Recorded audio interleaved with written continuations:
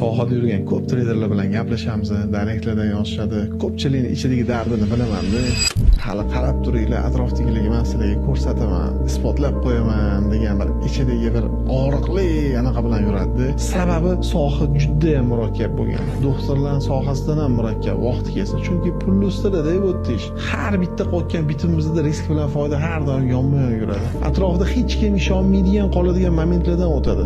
Shunaqa paytda har bitta treyder ichidan o'tganini o'zi biladi. Hali qarab turinglar, kun keladi, yillar davomida qilmagan daromadimni bir kunda topaman, bir haftada topaman. Ya'ni o'shanda sizlar bilan gaplashaman degan bir ichidan qasd qilingan gaplar chiqadi. Mana shunaqangi motivatsiya treyder oldingi turadi. Shuning uchun ham ko'pchilik treyderlarga men o'zim maslahatim, ras shu sohaga kirdingizmi, bosing onasini emsin. Dabitsa qiling, erishing, ko'rsatib qo'ying, ota-onangizga ko'rsatib qo'ying, yaqinlaringizga ko'rsatib qo'ying.